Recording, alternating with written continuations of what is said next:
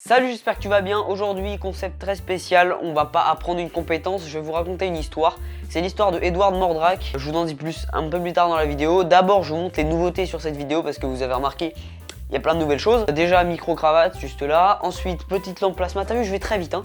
Petite lampe plasma, ensuite les LED juste là, autour du bureau, ça donne un style. Et ensuite, petit panneau LED juste ici pour un meilleur éclairage. Je veux que vous ayez de la qualité. Voilà, c'est après cette intro très rapide qu'on va passer tout de suite à l'histoire de Edward Mordrak. Allez, go. Alors, cet homme, il est très spécial parce qu'il est né avec la particularité d'avoir deux visages. Voilà. Alors oui, c'est vraiment très étrange. Et en fait, c'est qu'il était atteint de la maladie de... Alors attendez, je lis, je vous l'avoue complètement, je lis parce que là, c'est très compliqué. Hein. Il était atteint du syndrome congénital appelé diprosopie ou duplication crânio-faciale. J'ai rien compris. C'est une anomalie dans une protéine qui s'appelle Sonic Hedgehog. Et d'ailleurs, petite anecdote, c'est de cette protéine-là que le personnage Sonic a été créé. Je savais pas. Vous saviez-vous? Je trouve ça cool.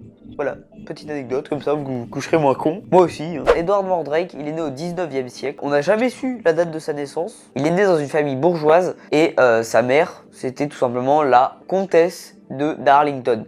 Donc durant les années après sa vie, donc à notre époque, il a été transformé un peu en bête de foire, tout comme Elephant Man, je sais pas si vous connaissez, il y a un film génial qui est sorti dessus, enfin allez le voir, il est cool. Le fait qu'il soit bourgeois, c'était un handicap en plus pour lui, parce que du coup, ça le rendait très visible aux yeux de la société, et c'était très dur pour lui d'assumer sa malformation. Du coup, il y avait beaucoup de gens qui se moquaient de lui, enfin c'était horrible. Son deuxième visage, qu'Edward appelait son jumeau maléfique, avait... il semblerait une voix très faible que seul Edward pouvait entendre. Alors, est-ce que c'était des voix qui étaient dans sa tête parce qu'il devenait fou à cause des discriminations qu'il subissait? Ça, on le sait pas, mais je pense que c'est vrai en fait. Moi, j'ai envie d'y croire. Elle le torturait la nuit en lui disant des phrases de haine et lui fit faire des insomnies atroces et ça le plongea dans une très grosse dépression.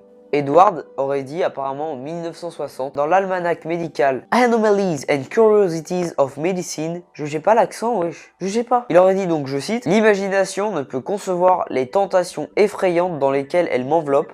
Par quelques impardonnables méchancetés de mes ancêtres, je suis cousu à ce démon, car je suis sûr c'est un démon. Je supplie et j'implore qu'on le retire du monde, même si je meurs. Edward a fini par se suicider en avalant une fiole de poison. Les gens ne savent pas si il s'est suicidé en avalant une fiole de poison ou en se tirant une balle entre les deux yeux de son deuxième visage qui se trouvait donc derrière sa tête, et ça l'aurait tué donc sur le coup. Il a juste écrit que après sa mort, il aurait voulu être enterré, mais qu'on lui arrache ce deuxième visage pour pas qu'il ait à entendre ses murmures dans sa tombe. Voilà, donc c'est ainsi que s'achève l'histoire d'Edward Mordrak. J'espère qu'elle vous aura plu, c'était un concept un peu spécial. Dites-moi en commentaire si vous avez aimé, sinon dites-moi ce qu'il y a à améliorer. Donc voilà, c'est ainsi que s'achève cette vidéo. Portez-vous bien, prenez soin de vous et bisous.